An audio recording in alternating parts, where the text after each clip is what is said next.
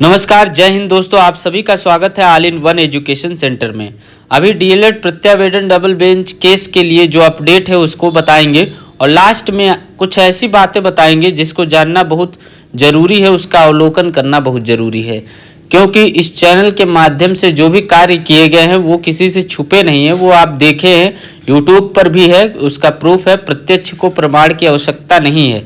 तो इसके लिए आप जाके पुराने वीडियो जहाँ जाना हुआ या कुछ भी करना हुआ प्रत्यावेदन मुद्दे से संबंधित, वो किसी छुपा नहीं है, वो सब जानते हैं। वो चाहे मेरे ग्रुप में हो या किसी और यूट्यूब चैनल से जुड़े हो, उससे फ़र्क नहीं पड़ने वाला है। वो सब जान रहे हैं, देख भी सकते हैं अगर नहीं जान रहे हैं तो अगली सुनवाई होना निश्चित है। 5 तारीख को सुनवाई लगी थी लेकिन नहीं हो पाया। उसका कारण यही था कि हमारे ग्रुप में जितने सिंगल बेंच में याचित हैं उसमें से लगभग 90 से 100 प्रशिक्षु अभी तक पैसा एक भी डबल बेंच में नहीं दे पाए थे।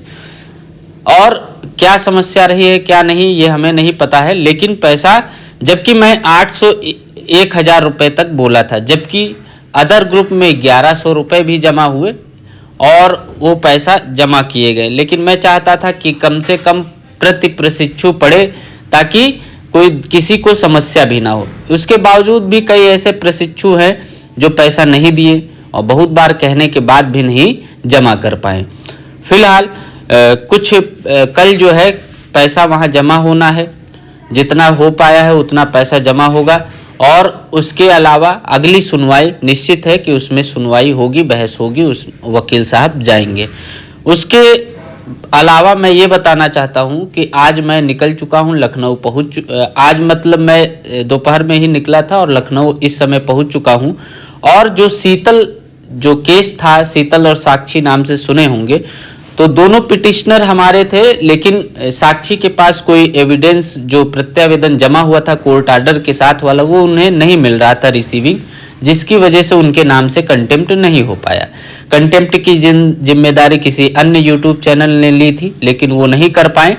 तो उसके बाद मुझे थोड़ा दिक्कत हो रही है कि ये चीज़ बहुत जल्दी कार्य हो जाना चाहिए था, 2-4-10 दिन पहले भी, लेकिन नहीं किया अगले इंसान ने, तो मुझे इसके लिए फिर आगे आना पड़ा। और शीतल जो कि बरेली से 60-70 किलोमीटर दूरी एक गांव से हैं, यानी उनको इलाहाबाद की दूरी तय करने में लगभग 500 से 550 किलोमीटर तक की दूरी तय करनी पड़ती, और वो निकल चुकी हैं, बरेली पहुंच चुकी हैं। बरेली 1 बजे ट्रेन पकड़ेंगी और सुबह इलाहाबाद 5 बजे, लखनऊ 5 बजे पहुंचेंगे और लखनऊ से इलाहाबाद लगभग 9-10 बजे पहुंच जाएंगे। और मैं भी लखनऊ आ चुका हूं। लखनऊ में 5 बजे सुबह ट्रेन मिलेगी, तो अब यही है कि ट्रेन पकड़ के फिर इलाहाबाद पहुंचना है। इलाहाबाद जाने के 2 उद्देश्य हैं, कोर्ट में वकील साहब से मिलना और कंटेम्प्ट करवाना, और डबल बेंच पर कैसे सब चीज़ें हो सकती हैं उन पर सब बातें करना है। उसके अलावा पीएनपी जाना, स्टे रिजल्ट के बारे में भी बात करना है, और वहीं पर आपको वीडियो बना के या लाइव आकर जैसे भी होगा सारी जानकारी दी जाएंगी कि क्या हुआ। कल पुनः हाई कोर्ट और पीएनपी से, दोनों जगह से प्रयास किया जाएगा कि हर सूचना जो भी हैं, आपके जहन में जो भी प्रश्न उठ रहे हैं, उन सब चीज़ों के जवाब दे सके। फिलहाल अभी नए याची जो बनना चाहते हैं और जो लोग पैसा जमा किए हैं, आप जान लीजिए कि 2 से 2.5 महीने पहले जब डबल बेंच में मामला अभी आया नहीं था, तभी पैसा जमा हुआ था 5वां केस करने के लिए। लेकिन यही हुआ कि तब तक जब केस करने का समय आया तब तक डबल बेंच में मामला चला गया, जिसकी वजह से मैंने रोक दिया ताकि कोई भी प्रभाव पुराने याचियों पर ना पड़ने पाए, पुराने केसों पर ना पड़ने पाए। इसलिए नया केस नहीं किया, क्योंकि डबल बेंच में चला गया और वकील साहब भी यही कह रहे थे, इसीलिए नया केस नहीं किया। और अब जब करने जा रहा हूँ, अभी फिलहाल नहीं किया हूँ केस। और सब स्टूडेंट जो मुझे बार बार कह रहे हैं, जो मेरे साथ अपने लिए कई जगह दौड़े, वो चाहे मंत्रियों के आवास तक जाना हुआ या SCRT पर लगातार धरना करना हुआ, तो इसके लिए मैं भी व्यथित था, परेशान था कि इतना उन्होंने मेहनत किया है, उसका कोई परिणाम नहीं मिल सकता, इसलिए उन्हें याची बनाना जरूरी है। तो अभी वकील साहब से जो बात हुई उसी पर मैंने सहमति जताई कि रिस्क थोड़ा हो सकता है याची बनने में। तो मैंने कहा ठीक है, स्टूडेंट रिस्क लेना चाहते तो हम आगे की कार्रवाई कर लेंगे। तो ऐसे में कई लोग भ्रम फैला रहे हैं कि याची बनना सही नहीं, ये सब चीज़ें। तो ऐसा मैं नहीं चाहता कि किसी प्रकार से कोई भी दुष्प्रभाव पड़े केस पर, इसलिए मैं अभी और भी रुक जा रहा हूँ ताकि देखता हूँ अगली सुनवाई में क्या होता है। उसके बाद नया केस कर दिया जाएगा, उसमें कोई दिक्कत नहीं है।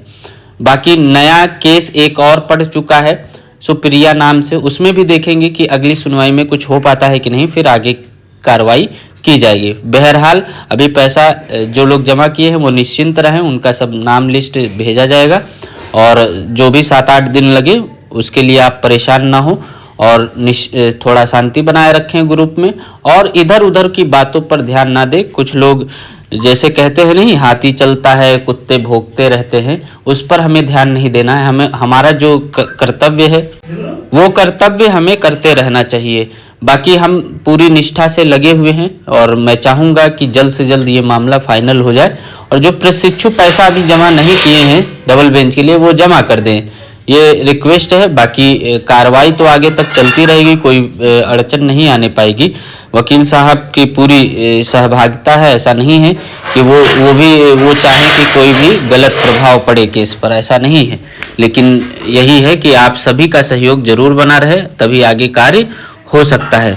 और एक और बात मैं कहूँगा, वो चाहे किसी भी केस में याची हो, किसी के द्वारा याची बनाए गए हों, किसी यूट्यूब चैनल के माध्यम से बने हों, मैं सबके हित के लिए हमेशा तैयार रहा था, पहले भी अब भी हूँ। ऐसा नहीं है मेरे किसी के प्रति द्वेष भावना है, वो चाहे किसी के द्वारा बना हो।